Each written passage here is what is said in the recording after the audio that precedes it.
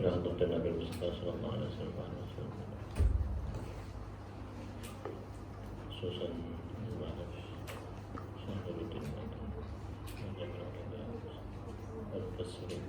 لهم الفاتحة. أعوذ بالله من الشيطان الرجيم. بسم الله الرحمن الرحيم. الحمد لله رب العالمين الرحمن الرحيم مالك يوم الدين إياك نعبد وإياك نستعين اهدنا الصراط المستقيم صراط الذين أنعمت عليهم غير المغضوب عليهم ولا الضالين. Amin.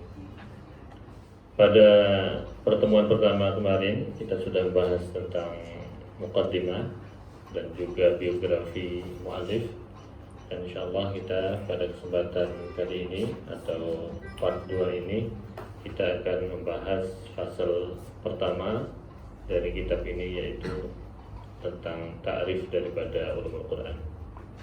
Qala al-musannif rahimahullah ta'ala wa nafa'ana bihi wa bi'ulumihi fid dharain amin. Al-faslul awwal, fasal yang pertama yaitu at-ta'riful 'am bi'ulumil Quran. Fasal pertama ini menjelaskan tentang definisi secara umum dari istilah ulumul Quran. Jadi kalau kita nulis risalah ya, atau nulis buku itu biasanya yang pertama muqaddimah ya, muqaddimah, kemudian tamhid, kemudian bab. Satu bab itu terdiri dari beberapa fasal. Satu fasal itu terkadang terdiri dari beberapa mabahas. Jadi urutannya gitu. Al-bab, bab, kemudian baru fasal, kemudian mabahas. Nah, muqaddimah itu posisinya pertama, tetapi sebenarnya dia ditulis di terakhir. Muqaddimah itu kalau orang membaca buku itu di awal buku ya, tapi sebenarnya kalau orang mengerjakan atau menulis risalah atau buku itu muqaddimah itu wudi'at fil awal wa kutibat fil akhir. Itu teorinya seperti itu. Karena apa? Karena muqaddimah itu biasanya dia pengantar dari apa yang sudah ditulis atau dijabarkan dari awal sampai akhir. Makanya dia posisinya pertama itu bagi siapa? Bagi pembaca.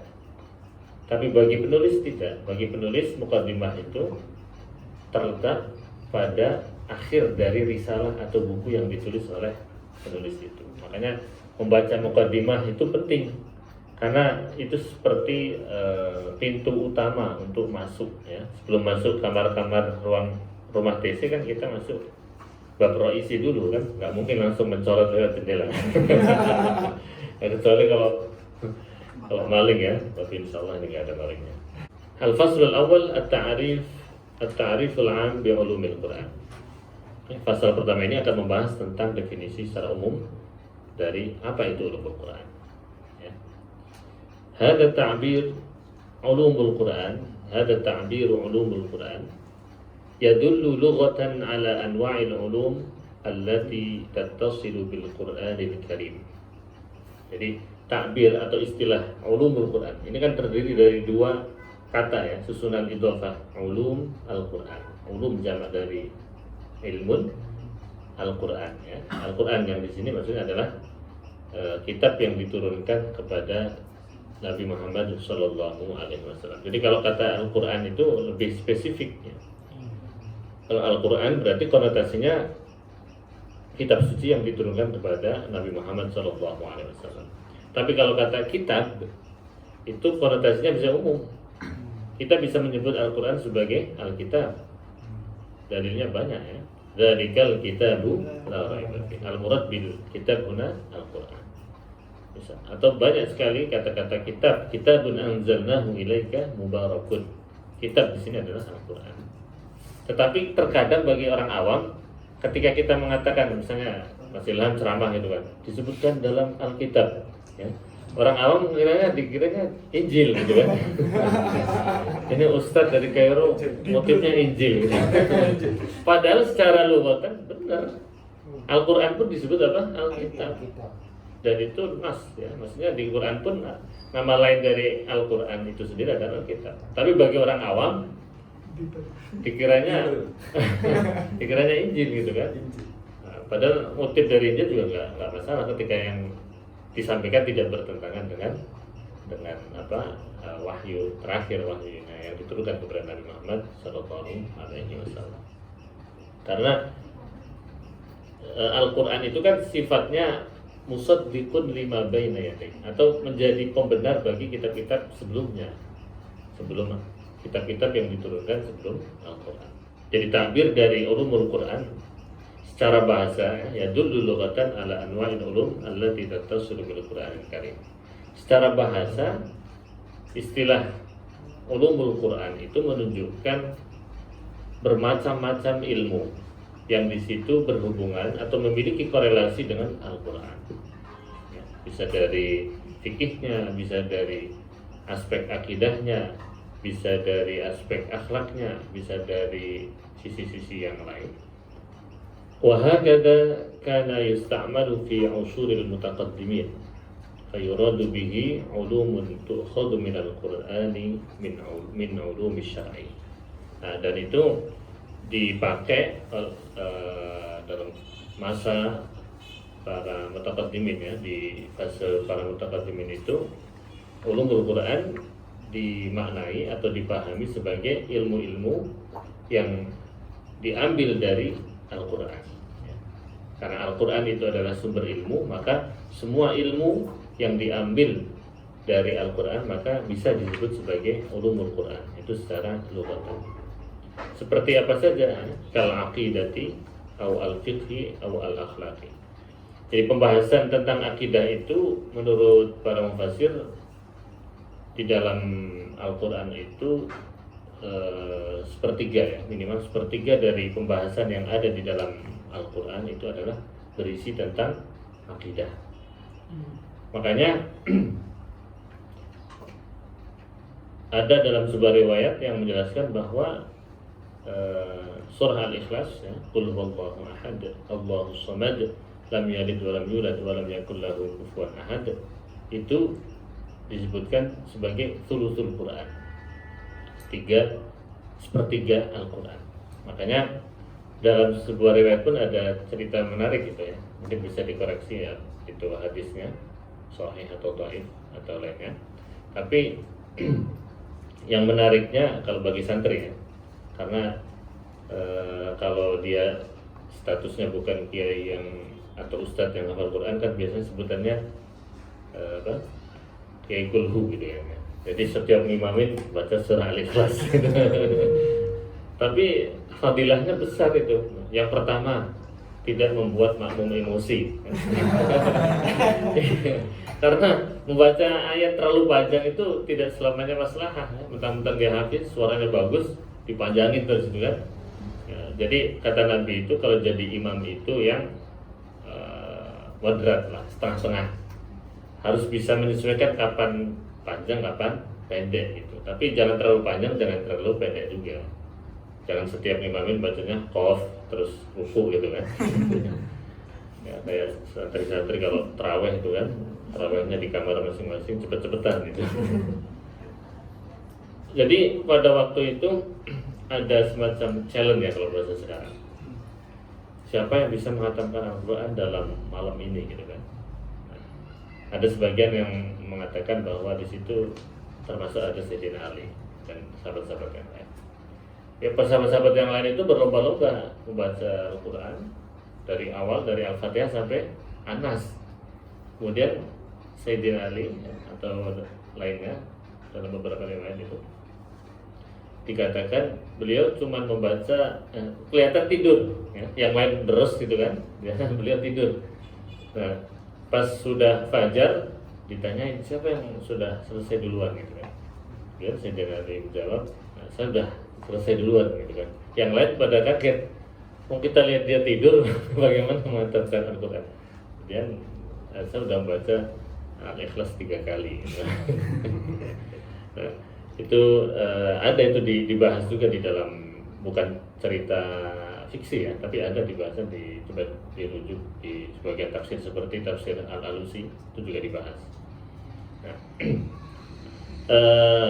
karena memang di dalam Al-Quran ini pembahasan tentang akidah, apalagi yang berhubungan dengan Allah Subhanahu wa taala itu banyak sekali ya, bahkan termasuk yang paling banyak dibandingkan dengan ayat-ayat hukum misalnya kan. Ayat-ayat hukum lebih sedikit ya, jumlahnya hanya berapa ratus gitu kan, pernah dijelaskan oleh Dr. Amr Wardani itu. Dan bahkan menurut beliau pembahasan tentang akhlak itu lebih banyak daripada ayat-ayat tentang hukum, apalagi hudud dan sebagainya. Karena apa? Karena Islam itu adalah agama akhlak ya. Nabi diturunkan ke bumi ini menjadi penyempurna akhlak. Innama bu'itsu liutammima makarimal akhlak. Ya, ini hari Senin ya. Hari Senin ini 12 Rabiul Awal bukan? Hari ini bukan? Kalau nggak salah hari ini. Jadi tadi 9 ya, hampir ya berarti. Tapi yang jelas meskipun belum 12-nya, ini hari Senin, jadi hari dimana hari yang dimuliakan oleh Nabi Muhammad SAW, sehingga beliau setiap hari Senin selalu berpuasa. Insya Allah kita ikut ngaji, belajar bareng pada hari yang mubarak ini. Semoga kita kecipratan berkahnya. Amin ya rabbal alamin. Dan dikuatkan juga dalam sebuah hadis ketika Sayyidah Aisyah radhiyallahu anha ditanya seperti apa akhlaknya Rasul, khuluquhu al-Quran, akhlaknya Nabi itu ya Al-Quran. Jadi kalau kita ingin melihat bagaimana mempelajari Al-Quran secara real ya, itu ketika kita harus mengkaji, mempelajari sirah nabawiyah ya. Kalau zaman dahulu secara live ya, para sahabat itu langsung bertemu dengan Rasulullah Shallallahu Alaihi Wasallam. Kan di dalam kitab Mustalah Hadis itu yang definisi dari sahabat itu adalah orang yang bertemu dengan Nabi ya, ada musahabah, bertemu dengan Nabi dan dia beriman. Selain itu ketika meninggal juga dalam keadaan beriman. Jadi beberapa persyaratan seperti itu. Jadi tidak cukup orang yang bertemu dengan Nabi saja tapi tidak beriman ya. Abu Jahal misalnya, dia tidak hanya bertemu, bahkan pamannya kan ada hubungan dekat gitu, tapi nggak beriman, ya berarti bukan sahabat. Dia bertemu dan beriman dan meninggal dalam keadaan iman. Kalau meninggal dalam keadaan kufur atau murtad, ya berarti dia tidak masuk dalam kategori sahabat Nabi. Nah kalau dulu para sahabat enak ya, maksudnya bisa live melihat bagaimana Rasulullah secara langsung melakukan sholat, bagaimana Rasulullah membaca Al-Qur'annya, bagaimana Rasulullah memperlakukan istrinya, bagaimana Rasulullah memberikan perhatian kepada para sahabatnya, bagaimana Rasulullah secara langsung mencontohkan jihad atau berjuang melawan orang-orang kafir dan seterusnya. Makanya Syekh Ali Jum'ah di dalam bukunya beliau tentang Al-Mabadi Al-Uzma, beliau waqala al-imam ya, beliau menjelaskan juga tentang bagaimana fase-fase Rasulullah itu, kehidupan Rasulullah. Ini karena masih maulid ya, jadi kita harus banyak murajaah, mutalaah tentang sirah nabawi. Karena itu tadi, kita belajar Quran itu kalau nggak belajar sirah tidak sempurna ya, maka banyak hal yang kurang gitu. Makanya kalau kita lihat Rusbaha itu dengan keahlian beliau di dalam Al-Quran, beliau juga sangat luar biasa, sangat tabahur di dalam sirah nabawi ya, karena Al-Quran ya, Rasulullah adalah khuluquhu Al-Quran. Kalau kita ingin mempelajari seluk-beluk Rasulullah, ingin memperdalam Al-Quran ya, maka harus mempelajari seluk-beluk Rasulullah SAW secara detail. Jadi ya, fayuradu bihi ulumun tu'khadu minal Qur'ani min ulumi syar'i kal aqidati atau al-fiqh. Kata al-fiqh ini kan secara lughatan artinya apa? Al-fahmu ya, paham. Meskipun kata al-fiqh dalam kajian klasik atau istilah klasik, al-fiqh itu juga kadang akidah itu masuk ya.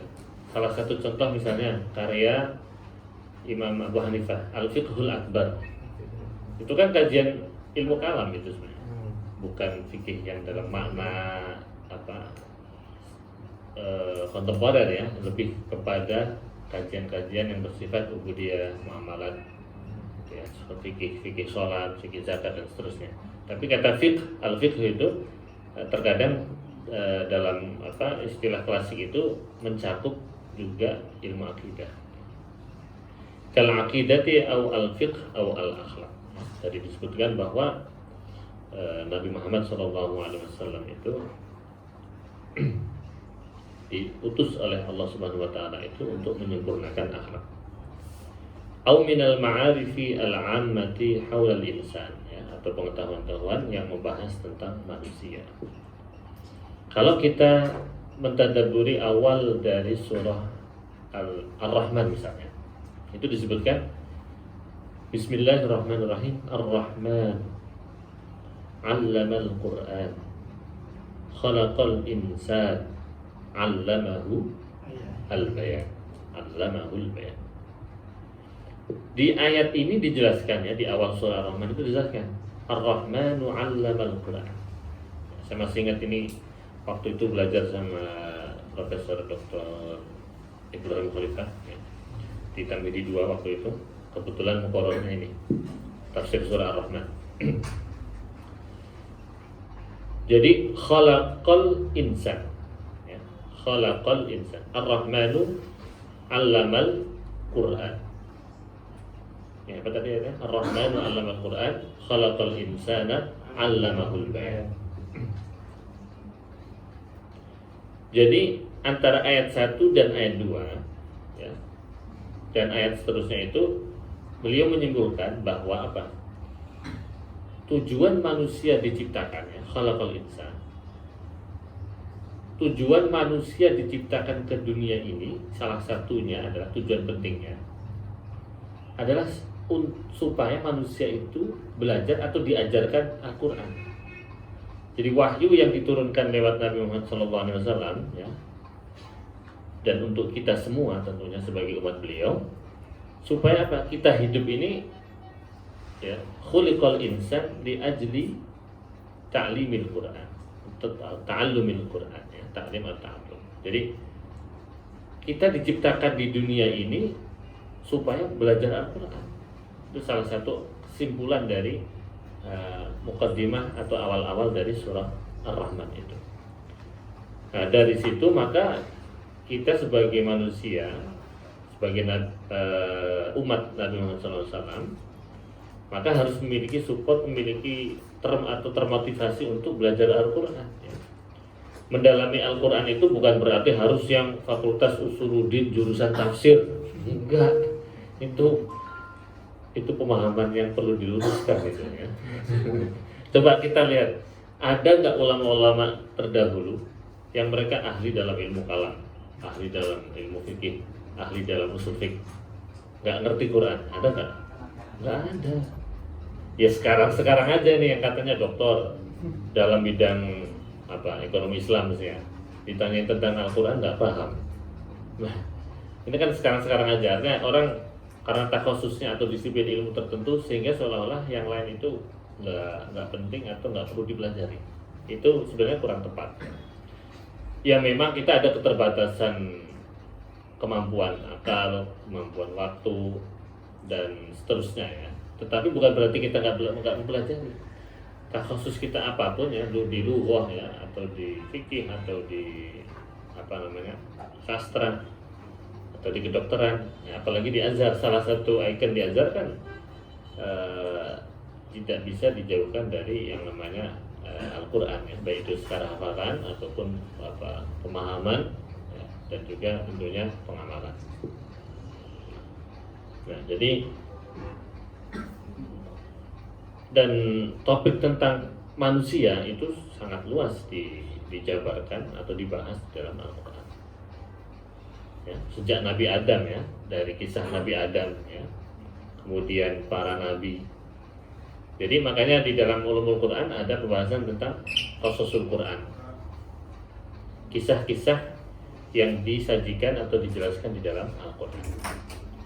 Dan kalau berbicara tentang kisah ya, qasasul Quran ya, bukan bukan kisosul Quran ya. Kosos itu jamak dari kisos ya. Kalau kisos kan lain lagi. Ini yang bahas anak-anak luar nanti. Kisah, kalau kita berbicara tentang kososul Quran, maka kita akan berbicara tentang beberapa hal yang berhubungan dengan kisah. Di antaranya adalah pelaku atau aktor dalam kisah itu. Kemudian waktu, kapan kisah itu terjadi. Kemudian yang paling penting juga adalah ad-durus al-mustafadah, pelajaran penting yang bisa diambil dari kisah-kisah yang disampaikan di dalam Al-Quran. Kalau bagi ulama klasik dan jumhur ulama ya, jumhur mufassirin, kisah-kisah yang ada di dalam Al-Quran itu ya semuanya adalah benar, bukan cerita ngarang atau fiksi ya. Tapi kisah-kisah yang ada di dalam Al-Quran itu memang benar-benar terjadi. Memang hanya saja tidak semua kisah itu diceritakan secara detail ya, dari A sampai Z disampaikan secara detail di dalam Al-Quran ya, kadang ada yang cuma sekilas saja, dan kadang di sebagian hal namanya tidak disebutkan ya. Itu termasuk sebagai kategori dari minal mubhamat ya, mubham. Jadi tidak disebutkan. Misalnya di dalam surah Al-Baqarah ya, juz 3. Au kalladzi marra ala qaryatin. Alladzi marra itu kan disebutkan, tidak disebutkan apakah di situ siapa, misalnya Umar atau siapa, Zaid atau siapa. Satu-satunya sahabat Nabi yang disebutkan di dalam Al-Qur'an itu hanya ada satu. Ada yang tahu? Siapa sahabat Nabi yang disebutkan sorahatan ya, bilafzi, dengan namanya langsung? Ada nggak? Ada atau tidak ada? Nah, kalau ada siapa? Abu Bakar atau lain, Sayyidina Ali, Sayyidina Umar atau siapa? Ini mestinya anak-anak fakultas syariah tahu ini. Karena ini hubungannya sama fikih. Atau anak-anak hadis. Jadi yang disebutkan di dalam Al-Qur'an bil alam dengan namanya langsung itu hanya satu. Bukan khulafaur rasyidin juga. Ya, jadi di dalam surah Al-Ahzab atau juz 22 itu disebutkan falamma qada Zaidun. Zaid di sini maksudnya adalah sahabat Nabi. Yang ayatnya itu berisi tentang waktu itu ada seorang perempuan takdim ke Nabi, ingin dinikahi sama Nabi gitu. Ya. Kemudian Nabi itu diam. Ini ada juga bahasa di kalau tidak di Sahih Bukhari, di Sahih Muslim ya. Kemudian Nabi tidak kerso ya, diam, dan kemudian Zaid ini mengambil kesempatan gitu. Memanfaatkan kesempatan. Oh, ini mumpung Nabi gak kerso, saya aja yang maju gitu. Jadi saya baca di sebagian referensi itu di fiqhul hadisnya atau di Mayustafad dengan hadis itu ada disebutkan, ada yang berpendapat bahwa disunahkan, yustahab atau diperbolehkan namanya, diperbolehkan bagi perempuan untuk takdim kepada laki-laki yang soleh, yang ahli ilmu. Jadi itu bukan aib ya. Ini kita kaitkan dengan waqi'inya. Jadi seorang perempuan takdim bisa kepada seseorang ya, seorang laki-laki yang memang sudah muttafaq alaih. Tapi ini syaratnya muttafaq alaih ini ya. Maksudnya memang sepakat masyarakat orang-orang itu bahwa beliau ini Ustadz Ilham misalnya itu rajulun soleh wa alim gitu, alamah gitu. Jadi kalau ada perempuan yang takdim minta dinikahin beliau itu boleh gitu, bukan hal yang aib. Itu sebagian ulama berpendapat seperti itu. Dan kita kan pernah dengar juga kisah Hadratus Syekh ya, ada orang datang kemudian ingin dinikahi karena ingin dapat keturunan misalnya, atau ulama-ulama terdahulu lainnya. Itu kadang terjadi bahwa kisah di dalam Quran itu ya tidak selalu diceritakan secara detail. Namun demikian bahwa kisah yang disampaikan di dalam Quran adalah tidak diragukan kebenarannya. Karena salah satu substansi kisah yang ada di dalam Al-Quran itu bukan pada narasi ceritanya saja gitu ya itu juga penting.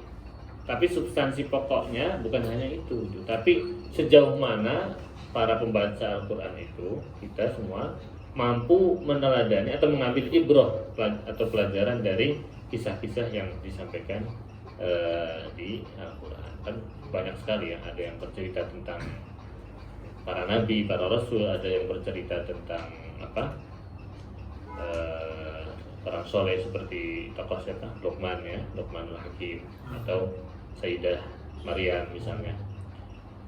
Meskipun ada yang menganggap bahwa Sayyidah Maryam itu termasuk nabi ya, tapi menurut qaul jumhur nabi itu dari golongan laki-laki ya. Adapun perempuan tidak.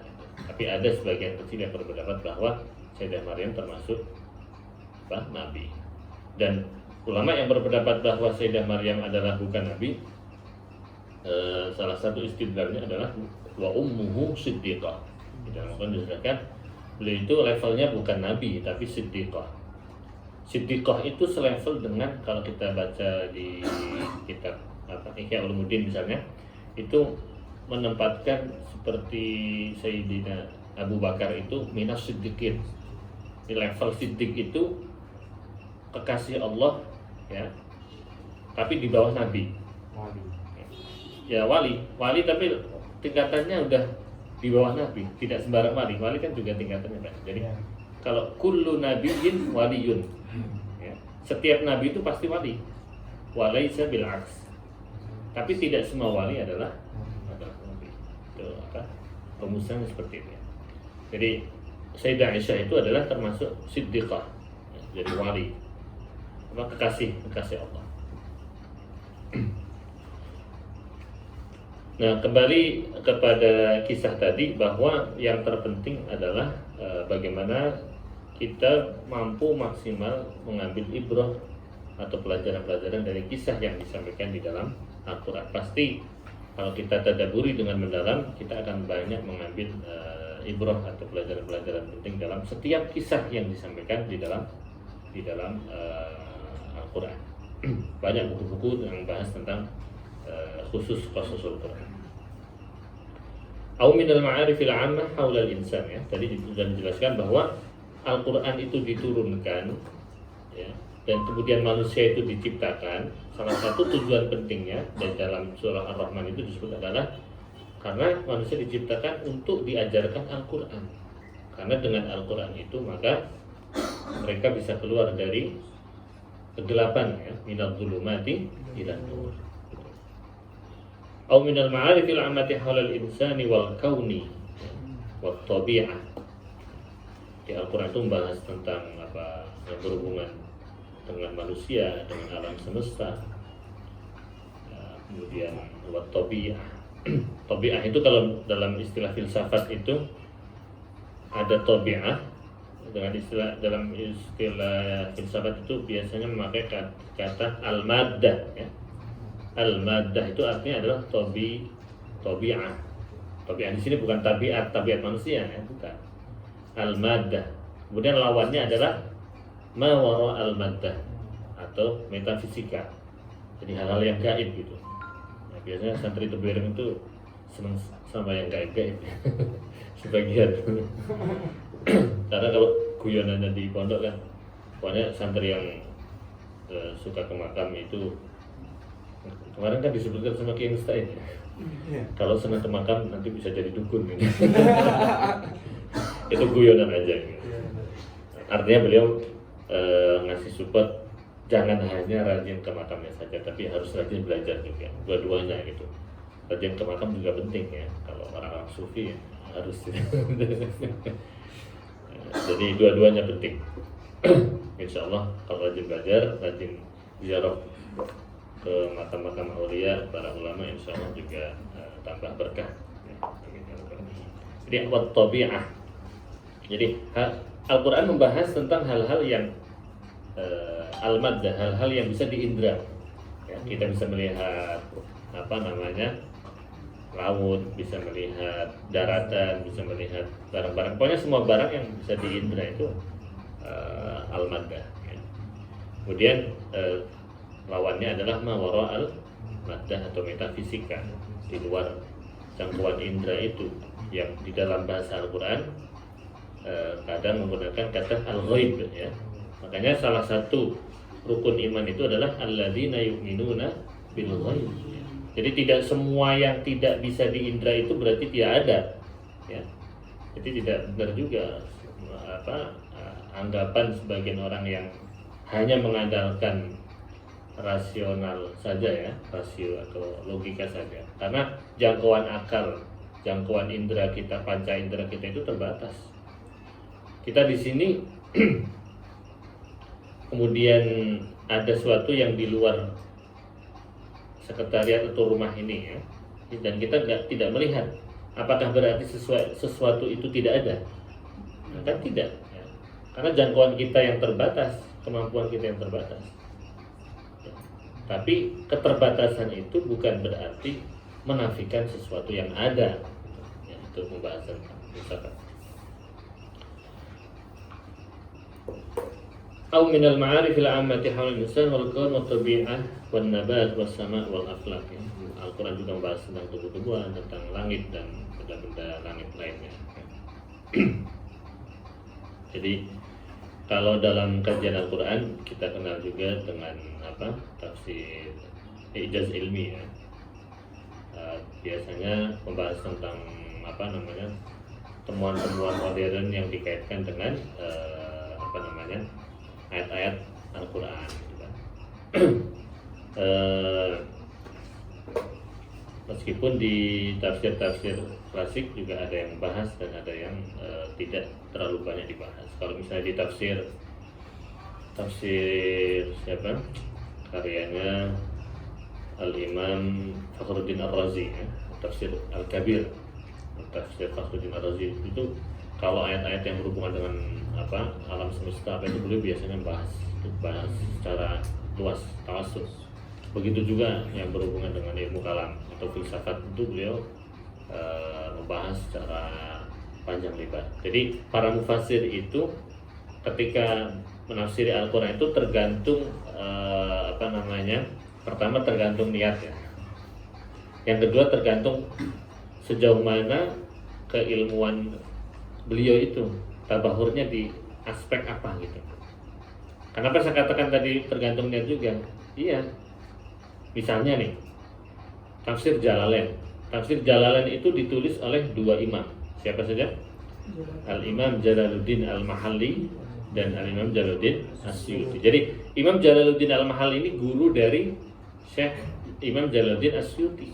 Jadi ceritanya itu Imam Jalaluddin Al-Mahalli itu menulis tafsir separuh ya dari surah dari surah Maryam kalau tidak salah itu sampai akhir Al-Quran ya, sampai Al-Fatihah. Kemudian beliau wafat, kemudian dilanjutkan lagi oleh Imam Asyuti. Jadi mungkin semacam tabarukan ya kali.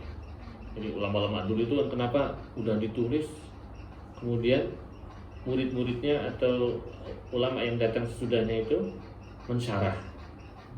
Habis mensyarah ada hasyiah ya. Itu jadi ada ada keterkaitan antara ulama satu dengan ulama-ulama sebelumnya. Ya kalau dari sisi lain ya tabarukan itu tadi. Jadi kita membahas apa yang disampaikan oleh gurunya atau guru-gurunya itu artinya biar kita dapat keberkahan ilmunya dan seterusnya. Mungkin seperti itu. Nah, kayak Imam Suyuti itu karangannya kan banyak sekali, ratusan ya. Dan beliau selain tafsir itu juga punya karya lain juga yang seputar tafsir ya. Beliau punya Ad-Durrul Mansur ya, kitab tafsir bil Ma'sur. Kemudian punya juga tentang ulumul Quran Al-Itqan. Kemudian ada juga yang bahas tentang I'rabul Quran ya. Jadi keilmuan Imam Suyuti itu jauh lebih luas daripada apa yang dipresentasikan atau yang ditulis di dalam tafsir Jalalain.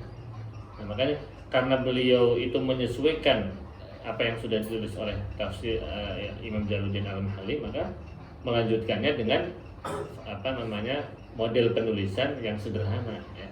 Kita baca tafsir Jalalain itu kan ringkas ya.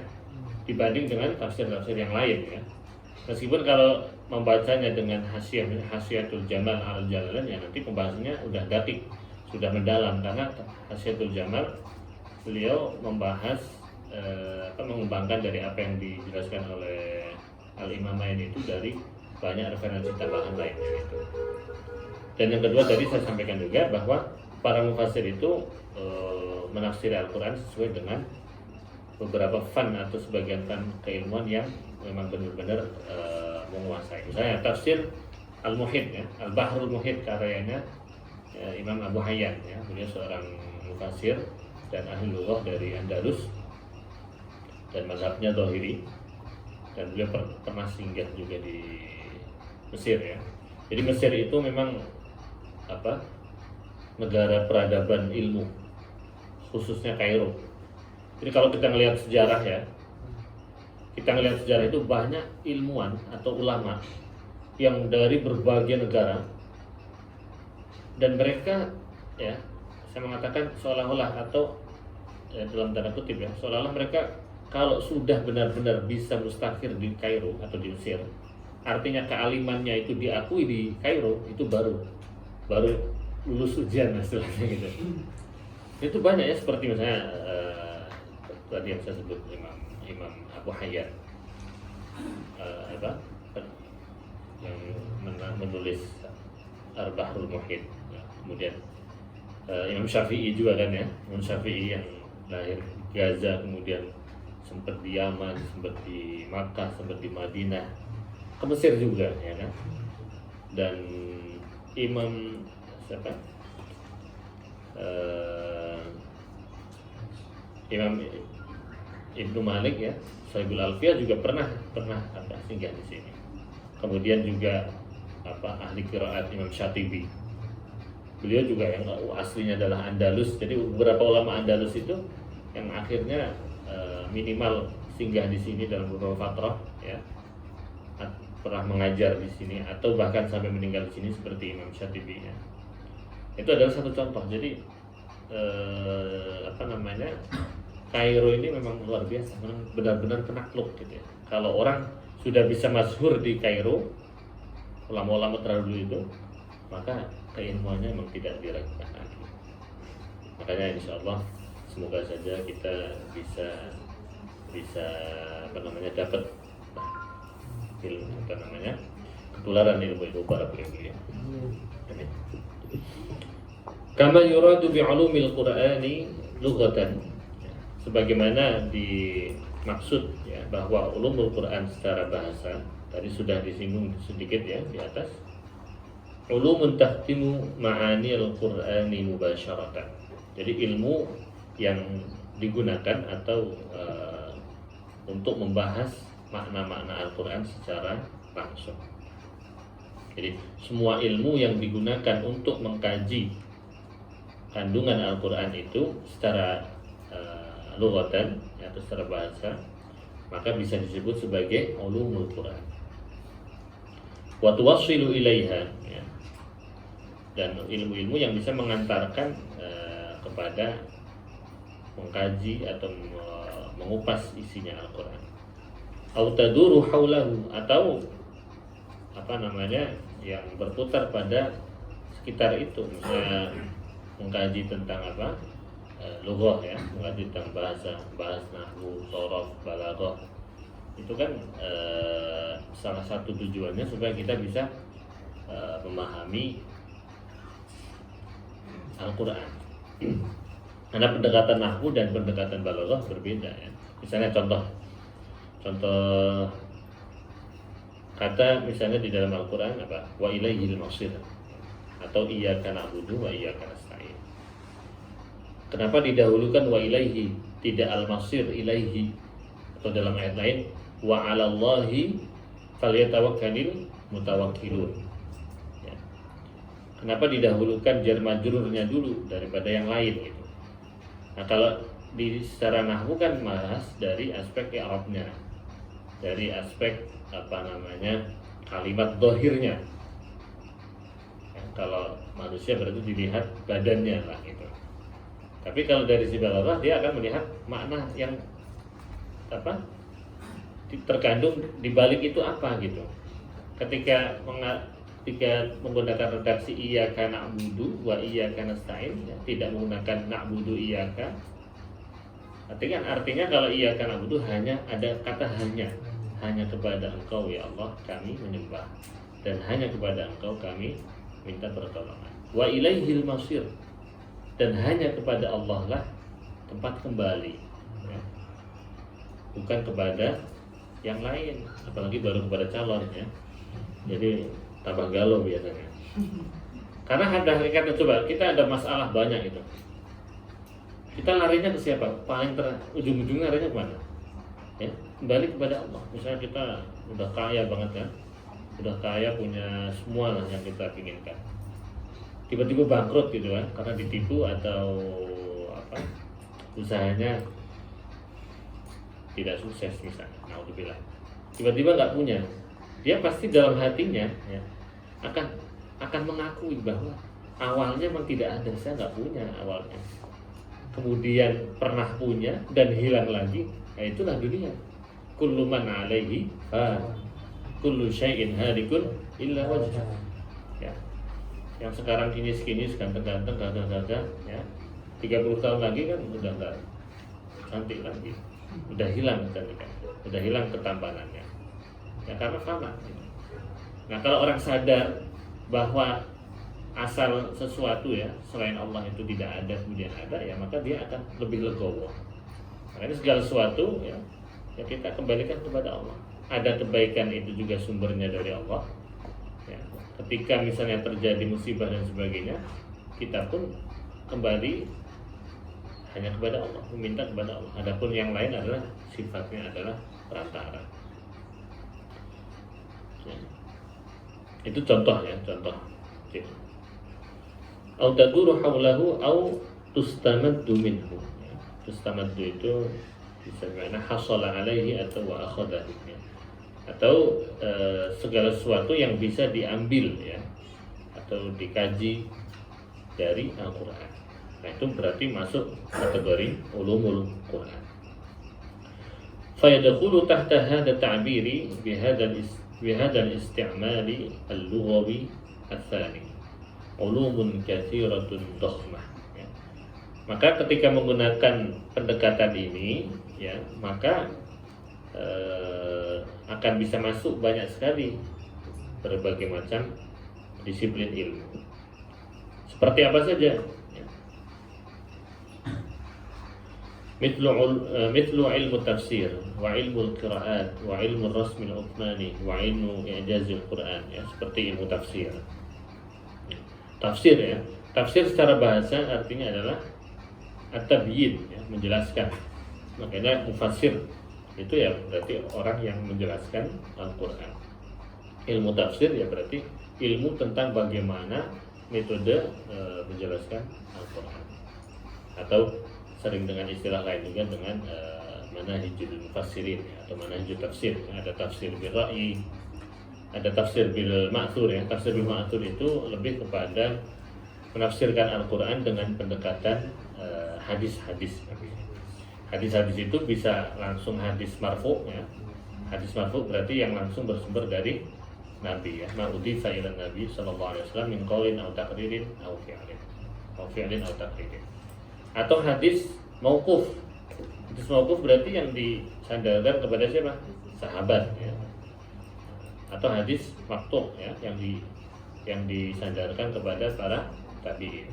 Jadi tafsir bil ma'thur itu isinya adalah tafsir-tafsir yang di situ, ya, pendapat-pendapat yang dikutip itu, ya, adalah bersumber dari Nabi atau para sahabat ataupun para tabi'in. Jadi itu akan bisa banyak dijumpai misalnya di dalam tafsir At-Tabari, ya. Meskipun sebagian berpendapat bahwa tafsir At-Tabari itu merupakan gabungan antara tafsir bil ma'thur dengan tafsir bil ra'yi. Atau tafsir Ibnu Katsir, ya. Tafsir Ibnu Katsir datang setelah tafsir At-Tabari. Cuman Ibnu Katsir beliau lebih banyak menseleksi, ya, lebih selektif daripada Imam At-Tabari. Jadi hadis-hadis yang menurut Imam Ibnu Katsir mungkin derajatnya di bawah dhaif misalnya, mungkin tidak dimasukkan dan seterusnya. Kemudian selain itu ada juga tafsir bil ra'yi ya. Tafsir bil ra'yi itu dibagi menjadi dua pengantaranya. Ada tafsir bil ra'yi al-mahmud dan ada tafsir bil ra'yi al-madhmum ya. Jadi menjelaskan Al-Quran, yang menafsir Al-Quran dengan pendekatan logika ya. Nah itu ada aturannya juga, tidak sembarangan bil ra'yi ya. Makanya disebutkan ada bil ra'yi al-madhmum, ada bil ra'yi al-mahmud ya. Al-mahmud ini yang bisa diterima dengan pendekatan bahasa, dengan pendekatan balaghah dan seterusnya. Kemudian yang bil madmum ini yang tidak dibenarkan. Jadi dia hanya menggunakan akal, tetapi tidak hasil dari penafsirannya itu bertentangan dengan syariat itu sendiri. Kemudian ketiga juga ada tafsir al-isyari atau tafsir sufi ya. Nah, tafsir ini adalah masuk atau diterima juga penafsiran ini bagi para mufassir, tetapi ada persyaratan-persyaratan penting di dalamnya ya. Jadi tafsir isyari ini lebih kepada kayak ilham lah ya, bahasa sederhana. Jadi orang yang saking banyaknya bertakarub kepada Allah ya. Tentunya orang yang mendalami tasawuf atau thariqah atau jenisnya ya, itu kan orang-orang yang idealnya adalah syariatnya sudah matang, sudah cukup gitu, sehingga dia mendalami ilmu semacam itu. Nah dari tajribah atau dari pengalaman spiritualnya itu, orang-orang yang semacam ini terkadang mendapatkan ya semacam ilham ketika baca Al-Quran, kemudian tadabbur, oh ini maknanya bisa seperti ini. Tetapi ada yang perlu digarisbawahi, dan ini penting sekali, bahwa tafsir isyari pun yang diterima oleh para mufassir itu adalah tafsir isyari yang tidak bertentangan dengan syariat itu dan tidak bertentangan dengan bahasa juga. Misalnya sebagian tafsir isyari atau memahami kata masajid, innama ya'muru masajidallah. Masajid di sini ada yang memaknai dengan kata qulub, hati ya. Tetapi tidak bisa hanya memaknai kata masajid ini dengan pendekatan isyari saja gitu. Ini juga sempat dibahas di dalam Ihya Ulumuddin ya, karya Imam Al-Ghazali. Beliau juga tidak setuju kepada tafsir isyari yang menafikan makna dhahir. Bisa mengatakan innama ya'muru masajidallah, itu diartikan qulub saja. Tidak setuju. Ya masajid di sini bisa juga dengan makna dhahir, yaitu masjid bermakna syar'i ya, tempat sholat, tempat beribadah gitu. Seperti yang dipahami dengan pendekatan fikih gitu. Tapi dalam aspek lain bisa juga memiliki makna lain gitu. Jadi satu kata, satu ayat bisa memiliki makna lebih daripada satu. Yang ingin disampaikan seperti itu. Tetapi tidak menafikan atau mengubur makna zahir. Itu yang disetujui oleh Imam Al-Ghazali dan juga para mufassir lainnya. Jadi tafsir isyari itu boleh ya, ketika memang sumbernya ada dan tidak menafikan makna zahir. Karena di dalam sebuah itu juga disebutkan likulli ayatin dhahrun wa batnun ya. Setiap ayat itu bahkan memiliki ayat yang zahir dan batin, makna zahir dan batin. Nah, untuk makna batin ini yang artinya tidak setiap orang yang memiliki ilmu itu pun bisa masuk ke situ ya. Di antaranya tafsir isyari itu ya, beberapa tafsir yang membahas tentang tafsir isyari, di antaranya adalah tafsir Al-Alusi, tafsir Ruhul Ma'ani ya, karya ulama dari Baghdad, dari Irak, Imam Al-Alusi. Kemudian ada juga Imam Ibnu Ajibah yang dari Maroko ya. Tapi menariknya ada juga tafsirnya Syekh Abdul Qadir Al-Jailani ya, beliau punya tafsir Isyari juga yang ditahqiq oleh Syekh Fadil ya. Itu tafsir Isyari banyak. Meskipun yang menarik di Ruhul Ma'ani itu presentasinya itu atau model penulisannya itu pertama adalah dengan pendekatan makna zahir yang dibahas secara ilmiah dari sisi asbabun nuzul, dari sisi lughatan, dari sisi tafsir bil ma'surnya, kemudian dari tafsir bil ma'surnya dan lain sebagainya.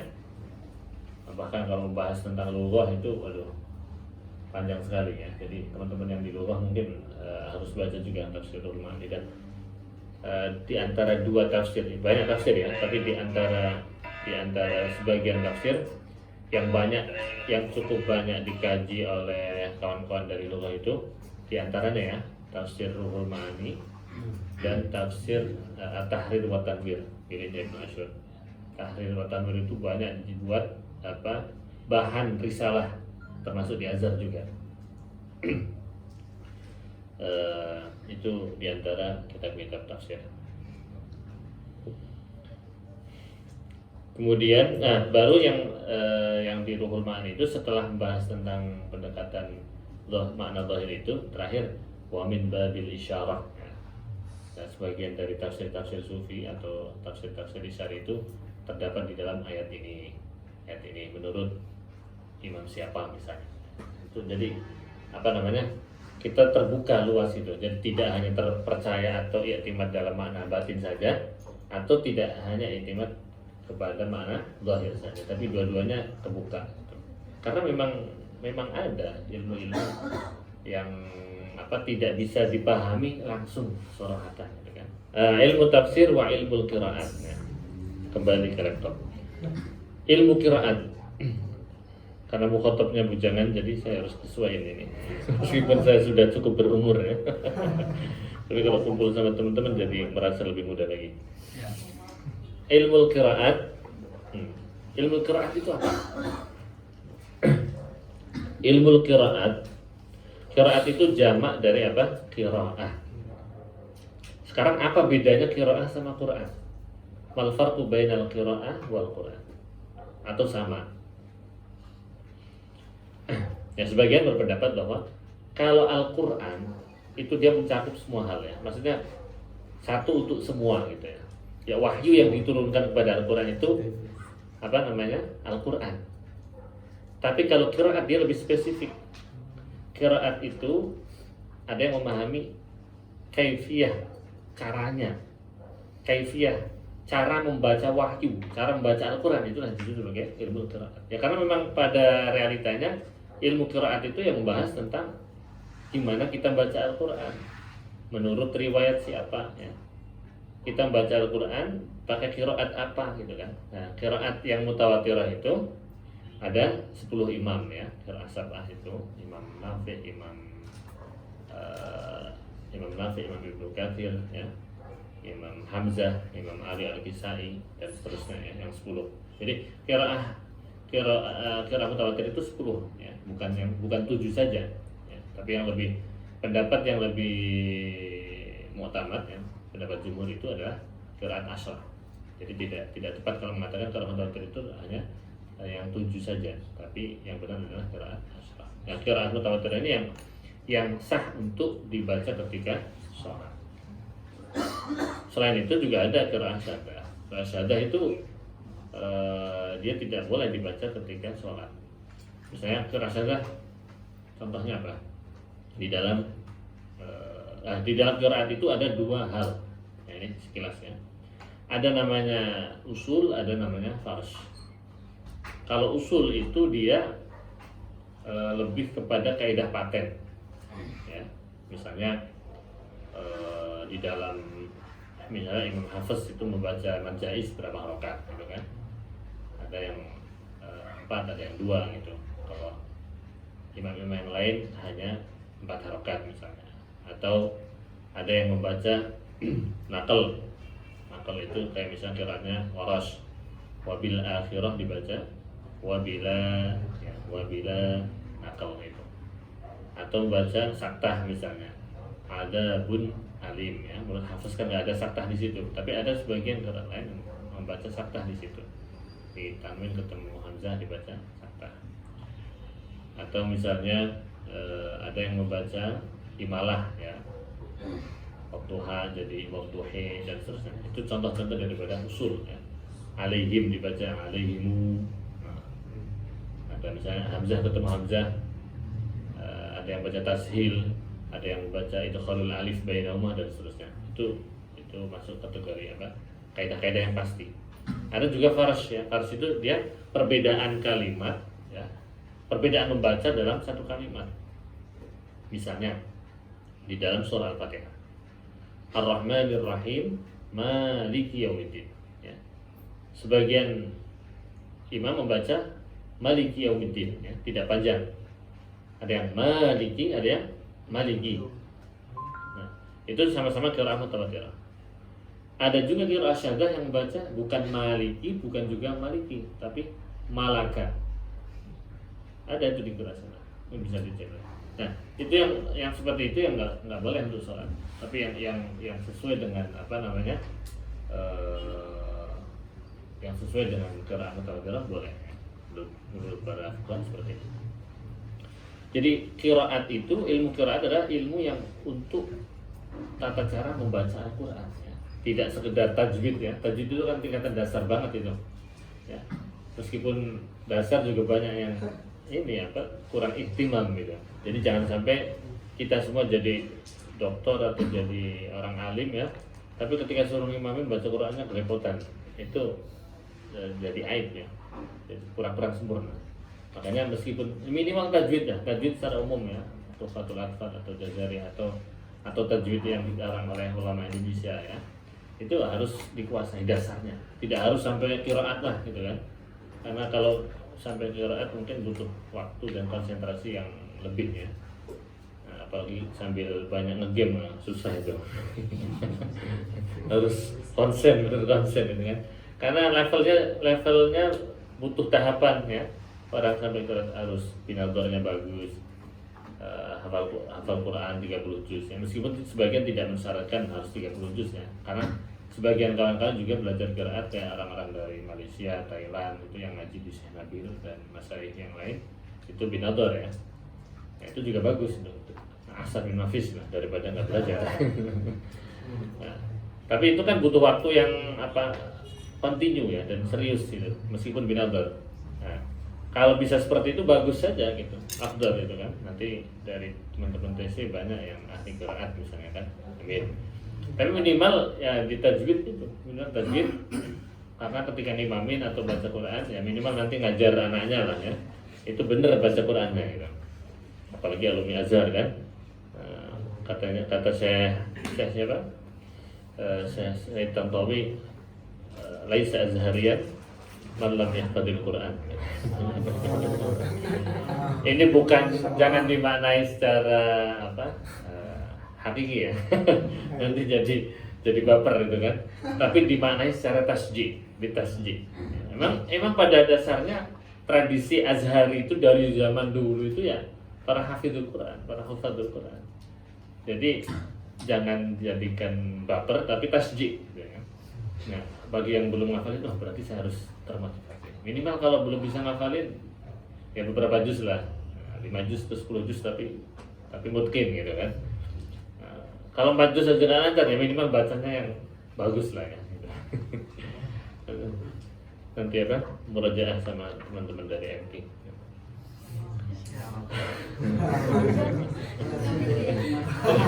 Harus jadi contoh ya. Nah, cuman kalau di sini kan banyak ya. Banyak, artinya madrasatul Qurannya di sini banyak. Jadi Syekh Nabil, Syekh para masyayikh lainnya ya. Dan murid-muridnya juga yang banyak itu kan. Jadi yang penting masih terus termotivasi untuk belajar. Kata Gus Mus kan, yang penting tidak berhenti belajar. Yang penting masih termotivasi. Mumpung sampai belum pulang, belum jadi kiai ya. Nanti kalau udah jadi kiai, gengsinya lebih tinggi lagi nanti. Masih di sini kita memanfaatkan apa yang bisa kita kejar, apa yang bisa kita pelajari, apapun tidak harus sesuai dengan fakultas atau jurusan kita. ya. Kita mendalami jurusan kita itu suatu keharusan ya, itu memang sudah semestinya gitu. Tapi ketika kita ada fursah, ada kesempatan untuk mengembangkan ilmu kita, ya kenapa tidak gitu kan? Mumpung kesempatan di sini. Ya, jadi gambaran tentang ilmu qiraat itu seperti itu. Ya kalau qiraat itu cara untuk membacanya, kalau Quran itu dia lebih umum ya. Ya qiraat itu bagian dari Quran ya. Karena cara membaca Al-Quran itu, karena Al-Quran itu kitab yang luar biasa ya, bukan sembarang buku buat kita. Maka cara membacanya pun ya mutawatir, bersumber dari Nabi. Ya, tidak asal-asalan. Bahkan tidak hanya qiraatnya saja, bahkan tartibul ayat wassuar itu ya, urut-urutannya.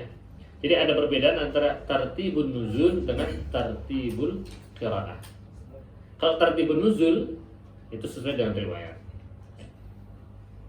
Tartibun nuzul, ayat atau surat pertama yang diturunkan kepada Nabi kan apa? Surat Al-Alaq kan?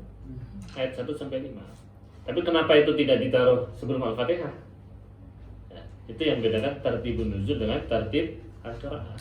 Tartibun nuzul itu ayatnya turun disesuaikan dengan turunnya kepada Nabi. Tapi tidak sama dengan tartibul qiraah. Jadi ketika tartibul qiraah, Nabi mendapatkan wahyu dari malaikat Jibril, do hadil ayah atau do hadis surah huna atau kada wa kada gitu. Di dalam riwayat seperti itu. Jadi tartibul surah atau tartibul qiraat itu tauqifi. Jadi ketentuan dari Nabi Muhammad SAW yang melalui malaikat Jibril gitu. Baru asma'us suwar, nama-nama surat itu ada yang ijtihadi. Jadi ada yang tauqifi, ada yang dari Nabi, ada yang ijtihadi. Nah, terkait asma'us suwar, nama-nama surat. Wa ilmu rasmil usmani, wa ilmu ijazil Quran, ya, ilmu tentang rasm usmani. Ilmu tentang rasm usmani ini yang berkaitan dengan kepenulisan Al-Quran ya. Tentang rasm usmani. Misalnya tadi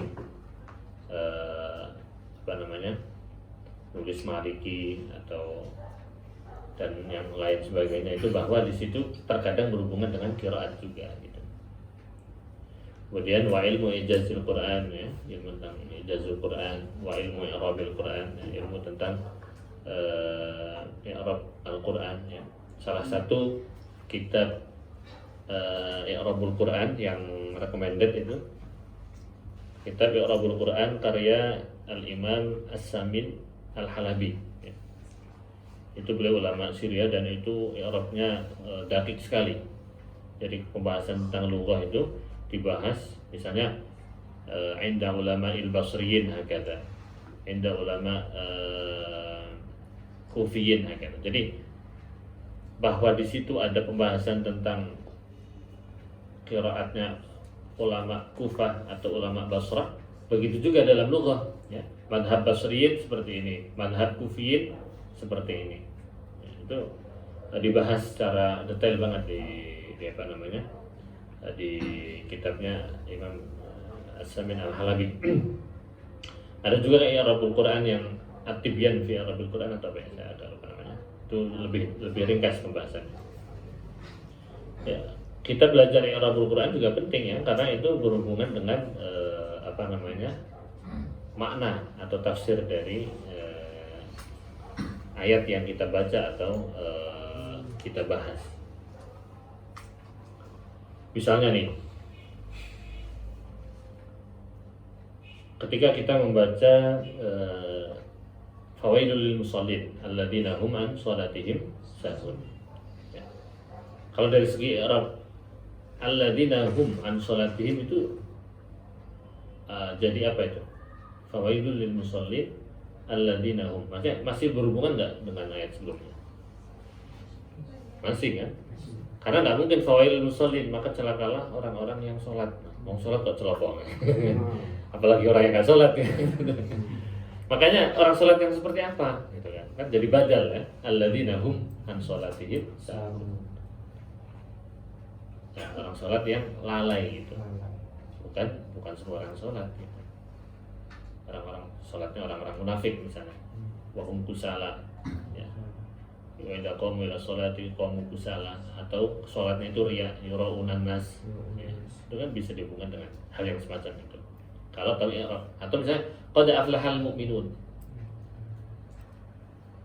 beruntunglah orang-orang yang beriman. Tapi orang-orang yang beriman yang dimaksud dalam surah ini siapa? Ya, qad aflahal mu'minun alladzina hum an sholatihim khashi'un. Nah, itu kan jadi badalnya al-mu'minun. Ya, orang kalau nggak belajar Arab, nggak tahu nahwu, ya nggak mudeng gitu. Taunya orang yang beruntung adalah orang yang beriman gitu. Terus alladzina hum dimaknai dengan lain gitu kan. Ya, padahal dia masih terkait dengan ayat sebelumnya. Wa ilmi i'rabil Qur'an wa sa'iri ulumiddin wal lughah wal balaghah, ya. Dan semua ilmu-ilmu yang berhubungan dengan agama dan ilmu lughah dan ilmu balaghah wa ghairu dzalik. Ya, bertadi bahwa orang yang, makanya kawan-kawan yang takhasusnya di lughah itu justru punya peluang yang besar dan sangat besar, ya. Bahkan bisa menandingi, minimal menandingi, dan bahkan bisa melewati anak-anak yang ditafsir yang kemampuan lughahnya di bawah mereka. Kenapa? Salah satu contoh nih, kalau kawan-kawan tahu sejarahnya, Syekh Mutawalli Asy-Sya'rawi. Beliau itu lughawiyun, ahli lughah beliau. Beliau khirij min kuliah lughah, bukan min kuliah Usuluddin Qismi Tafsir beliau. Tapi karena kemampuan lughahnya yang luar biasa, sudah jadi malakah, ya. Malakah itu istilahnya sudah mendarah daging, ya, ibarat siapa yang jago bola siapa ya? Kayak Messi atau Ronaldo, ya. Kalau udah pegang bola kan susah direbut itu. Atau teman-teman yang ahli dalam apa, dalam masak misalnya, atau dalam apa, jadi programmer gitu kan, ngedit dan seterusnya. Jadi udah malah kan, jadi cepat gitu, dan ngerjain itu udah nggak mikir gitu. Nah begitu juga orang-orang yang lughahnya kuat itu seperti Syekh Mutawalli Asy-Sya'rawi, beliau bisa menjadi seorang mufassir. Makanya ketika beliau jelasin ayat, mentadabbur ayat itu di samping itu langsung beliau, ya, buka mushaf. Makanya disebut, beliau menyebutnya sebagai khawatir, jamak dari apa? Khawatir. Jadi khawatir, beliau lebih senang mengungkapkan apa yang disampaikan beliau itu bukan tafsir tapi khawatir. Khawatir itu kan sampai di pikiran kita itu, ma khatara bi bali. Jadi kita misalnya sedang apa, kemudian terlintas dalam pikiran kita, dalam hati kita. Nah, apalagi didukung dengan kemampuan lughahnya itu. Jadi memang potensinya besar sekali. Artinya kawan-kawan yang lughahnya bagus jangan berhenti di situ. Maksudnya gunakan alat itu untuk memahami, mengkaji Al-Quran secara lebih dalam. Jadi nanti LC-nya double ya. Atau masternya, master resminya dia di lughah, tapi master nggak aslinya dia juga bisa jadi seorang pakar tafsir atau tafsir. Contohnya banyak sekali. Dan kalau kita melihat para mufasir ya, dengan karya-karyanya itu, nggak ada mufasir yang nggak ngerti bahasa Arab. Semuanya alim alamah bahasa Arab. Wa ghairi dzalika min ulum, ya, dan selain yang disebutkan tadi dari berbagai macam ilmu, darasal ulama fi ta'rifihim fiha Al-Quran kulluhu fi dawi kulli ilmin dirasatan tafsiriyatan, ya. Dan para ulama dari zaman dahulu yang terdapat dalam karangan-karangan beliau-beliau itu membahas tentang berbagai hal yang di situ berhubungan dengan Al-Quran, yang dijelaskan atau dibahas dengan dirasah tafsiriyah, dengan studi atau dengan kajian yang sangat mendalam. Nah, itu adalah bagian daripada juhud para ulama, ya. Kalau kita melihat di risalah-risalah atau baik itu tesis atau disertasi di Azhar, di tafsir, ya, atau mungkin di jurusan lain juga tentunya ada tentang juhud mufassir, ya, juhudnya ulama tertentu dalam tafsir Al-Quran. Pernah juga ada yang menulis tentang juhud al-imam atau Dr. Ibrahim Khalifah, ya, di dalam tafsir. Jadi akan dikaji usaha-usaha yang sudah dilakukan oleh para ulama di dalam menjadi mufassir, menjadi penjelas daripada apa yang ada di dalam Al-Quran. Itu sebuah perjuangan yang luar biasa, jauh lebih berat dan jauh lebih hebat daripada hanya mengangkat tangan Allahu Akbar, ya. Itu belum ada apa-apa. Coba bayangin, kita mengkaji saja itu udah butuh waktu bertahun-tahun, ya kan? Dari mulai nol membaca Al-Quran, kemudian memahaminya dan seterusnya, harus mempelajari banyak ilmu, banyak fan ilmu. Kita harus duduk bertahun-tahun itu mutolaah dan talaki pada para masyayikh. Kemudian sampai mampu menuangkan, ya, maklumat-maklumat atau ilmu-ilmu yang sudah dipelajari ke dalam karya. Dan karya nggak cuma 100-200 halaman, berjilid-jilid gitu. Itu sudah ngabisin umur itu. Makanya jihad yang sebenarnya adalah juga jihad ilmi, ya. Kita berjihad dengan intelektual, dengan ilmu, dan itu sudah dicontohkan oleh para ulama-ulama Azhar dan ulama-ulama lainnya. Itu luar biasa. Banyak ulama-ulama yang menghabiskan waktunya, ya, termasuk juga Imam Al-Ghazali, Imam Nawawi, ya. Imam Nawawi termasuk min ulama al-uzab, kan? Ulama yang tidak sempat menikah, ya. Nggak tahu tidak sempat atau belum kerso gitu kan. Kita kalau mau ya banyak banget, ya. Ya. Semoga dengan pertemuan kali ini bisa lebih menyemangati kita semua untuk terus belajar, dan Allah buka hati kita untuk bisa memahami banyak dari ilmu-ilmu Allah lewat para kekasih-kekasihnya itu. Amin ya rabbal alamin. Wassalamualaikum warahmatullahi wabarakatuh.